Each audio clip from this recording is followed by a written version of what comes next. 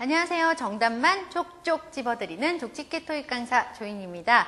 자, 이번 시간에는요, 저희 여러분과 함께 준동사 중에서 가장 일반적으로 여러분들이 맨 처음에 배우시는 아이들이죠. 부정사와 동명사에 대해서 함께 정리해 보도록 하겠습니다. 자, 우리 우선 여러분 준동사라고 얘기하는 아이에 대해서 함께 생각을 좀 해볼게요. 자, 준동사라고 하는 것은 무엇이다? 자, 이름에 써 있어요. 항상 문법적인 용어들은 그 용어 자체를 우리가 좀 많이 보시면은 이해를 하시려고 하시면 내용이 좀 더 쉽다라는 거 아마 말씀드렸을 겁니다. 자, 무엇이냐면 동사는 동사죠. 자, 동사는 동사인데 동사하고 비슷한, 유사하다라고 얘기하는 아이예요. 그러니까 우리 보통 부정사라고 얘기하면 지금 투부정사라고 하죠. 그렇죠? to 플러스 동사 원형을 써요. 그 다음에 동명사라고 하면 여러분 동사 원형에 ing를 붙이죠. 그 다음에 분사라고 할 때도 역시 현재 분사는 동사 원형에 ing, 그 다음에 과거 분사는 보통 ed를 붙인다라고 얘기를 해요. 즉, 지금 보시는 이 아이들을 보고 전부 다 준동사라고 얘기를 하는데 준동사라는 말은 어때?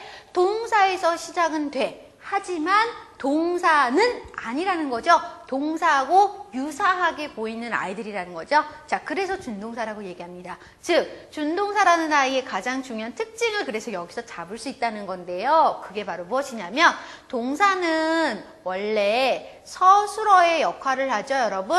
그런데 준동사는 동사하고 유사한 거지 동사랑 똑같은 건 아니란 얘기예요. 결론, 동사의 역할인 서술어의 역할 하겠다 못하겠다? 절대 못한다라는 게 첫 번째 특징이 되겠습니다. 되셨습니까? 주의해서 잘 봐두세요. 자, 그럼 두 번째 특징은 뭘까요?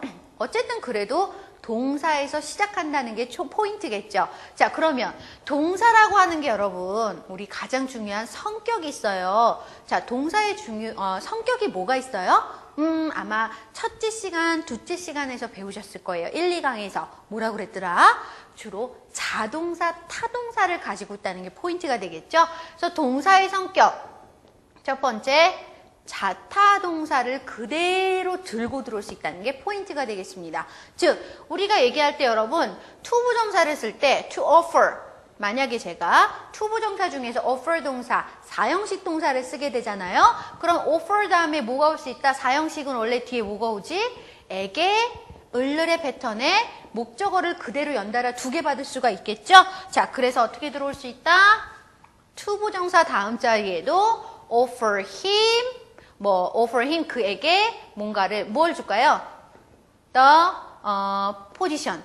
그에게 그 position of the company 뭐 이런 식으로 얘기하겠죠. 그래서 그에게 일자리 혹은 어떤 자리를 제공하는 것이라고 여러분들이 해석을 하실 수가 있다는 겁니다. 즉 동사의 성격 중에 지금 사형식이었죠. 성격 그대로 들고 들어오는 거 누가? 준동사가 들고 들어오는 거 여러분 보이시죠? 그래서 자타동사의 성격 그대로 들고 들어오는 게 바로 준동사입니다. 그래서 굉장히 중요해지는 거겠죠? 이 점을 여러분들 기억하셔야 돼요. 자, 그러면 지금 준동사라고 하는 아이의 큰 특징 두 가지를 먼저 말씀드렸어요. 서술어의 역할은 못하지만 동사의 성격, 그 중에서 제일 중요한 거 자타동사의 성격 그대로 들고 오니까 주의하세요 라는 얘기를 했었거든요. 여러분 그럼 자타동사의 성격을 그대로 들고 온다라는 거에다가 덧붙여보죠. 자타동사의 성격을 들고 들어온다는 얘기는 다시 말해서 뭐다? 능동관계, 수동관계를 역시 판단할 수 있다라는 거겠죠. 그래서 능수동의 개념 역시 준동사에서 굉장히 빠지지 않고 출제되는 포인트 중에 하나라는 것도 먼저 알아두셔야겠습니다. 아, 저희가 예전 시간에 그 수동태에서 했던 얘기들 다시 또 나오겠네요. 그렇죠? 자, 그 점도 한번 기억해 주세요. 그래서 이 두 가지의 동사적인 어떤 성격을 갖고 있다라고 하는 아이가 바로 준동사, 투부정사, 동명사, 분사에 속하는 아이들인데요. 자, 오늘은 저희가 투부정사와 동명사에 대해서 얘기를 해볼 거잖아요. 그래서 분사를 살짝 지우고 이제 이 두 가지에 대해서 얘기를 해볼게요.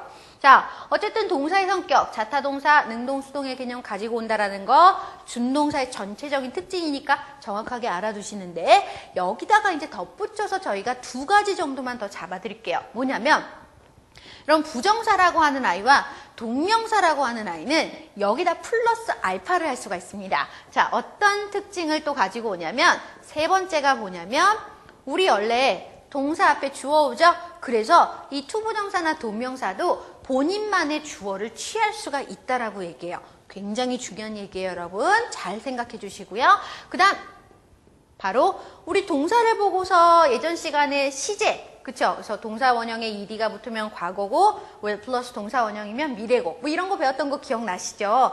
마찬가지로 이 동사에서 특히 투부정사나 동명사는요. 자기만의 시제를 또한 가질 수 있다라고 얘기를 합니다. 그래서 여러분들이 기억하셔야 되는 것 중에서 가장 중요한 거는 사실 이 두 가지죠.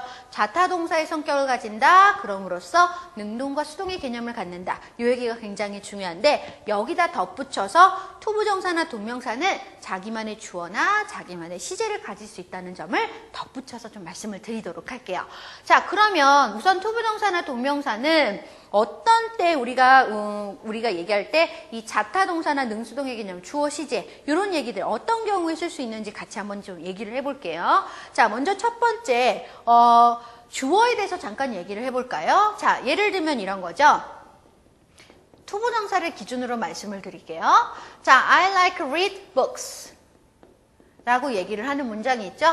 주어 다음에 동사가 나왔어요. 자, 근데 이 동사가 타동사니까 타동사의 목적어로서 to read books가 들어왔죠. 이때 여러분 보시면은 read가 타동사기 때문에 본인의 지금 목적어 books를 받고 있는 거 보이시죠? 어쨌든 이거 전체가 타동사 like의 목적어입니다, 여러분. 그리고 books는 read의 목적어였던 거고요. 그쵸? 이런 식으로 세분화 시켜서 보실 수 있겠죠? 자, 확인하시면 되는데, 자, 여기에서 봐야 될 게 무엇이냐면, 지금 to read books의 주어가 누구냐 이거거든요. 제가 묻고 싶은 건. 자, 투부정사나 동명사가 자기만의 주어를 취할 수 있다라고 얘기했었는데, 그럼 이 경우는 지금 이 투부정사의 주어는 누구지?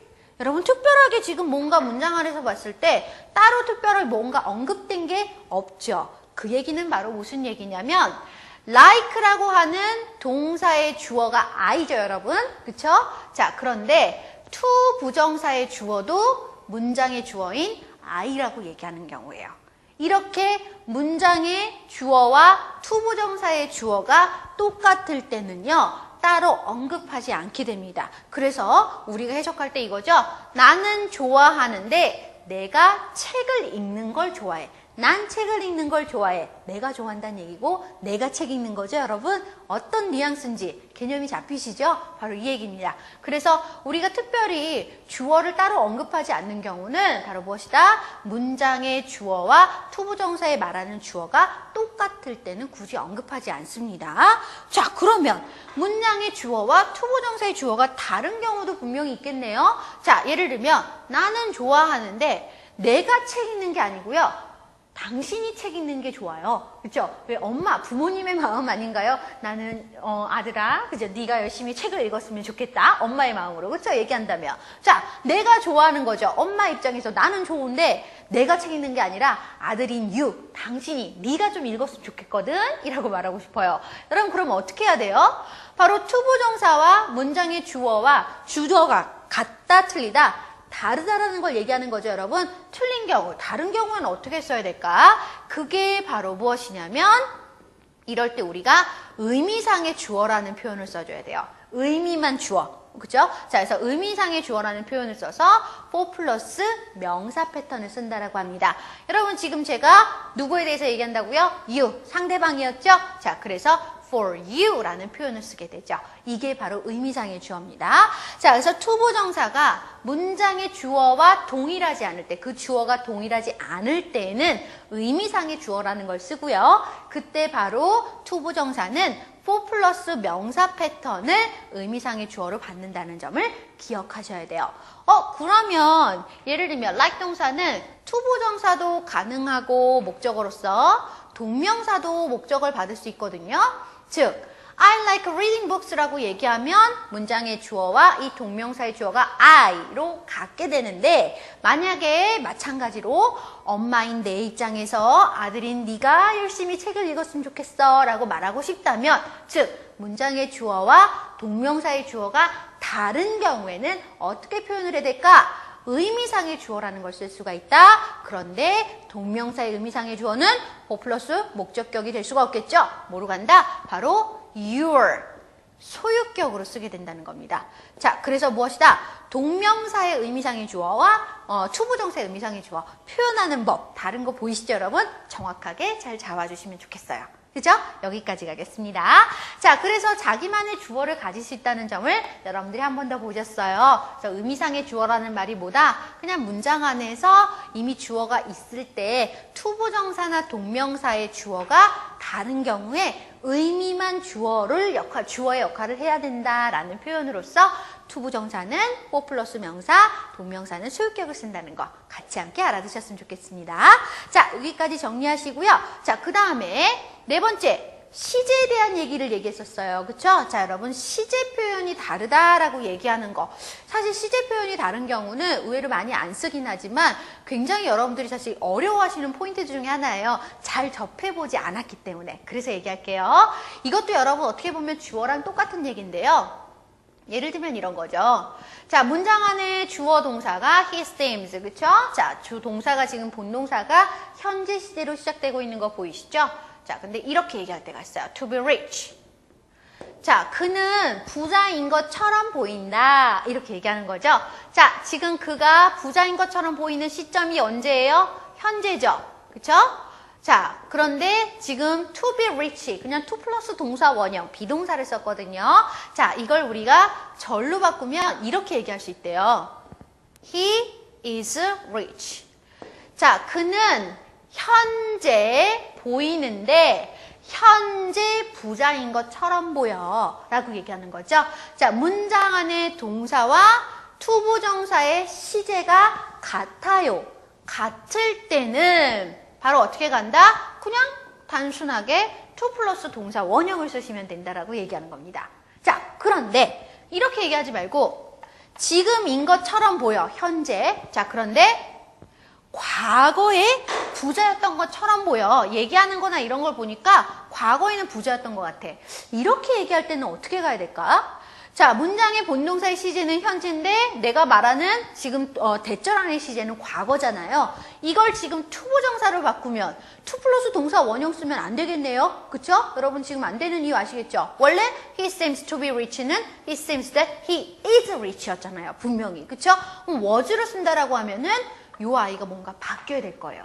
즉, 문장의 동사와 투부정사의 시제가 투부정사 동사의 시제가 다른 경우에 표현을 달리 해줘야 된다는 얘기예요. 어떻게 하냐면요.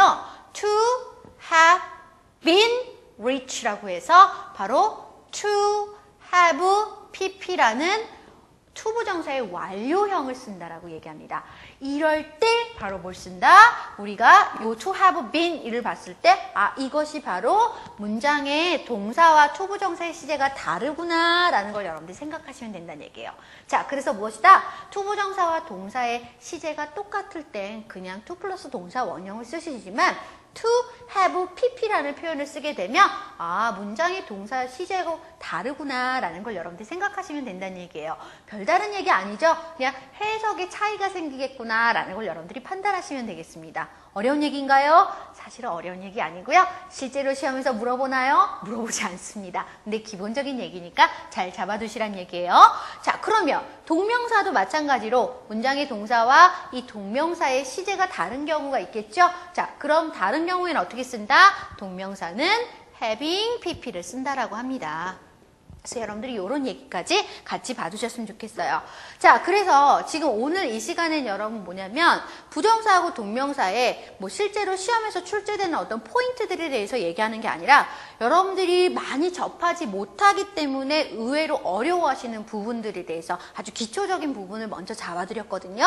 그래서 그 가장 중요한 게 준동사는 동사적인 역할을 못하고 대신에 동사의 성격을 갖는데 자타동사의 성격을 갖는다. 그 얘기는 다시 말하면 능수동의 개념을 따질 수 있다는 거. 이 얘기 굉장히 중요한 얘기고 시험에서 사실 물어보는 얘기다라고 했었어요. 하지만 이 자기만의 주어나 자기만의 시제를 취할 수 있다는 얘기는 의외로 여러분들이 많이 놓치고 가는 그쵸 얘기들이지만 굉장히 쉽게 볼 수 있는 아이들이기 때문에 이 시간을 통해서 저희가 조금 더 자세하게 정리해드렸습니다. 자, 오늘 정리 잘 해주시고요. 저희는 다음 시간에 뵙겠습니다. 수고하셨습니다.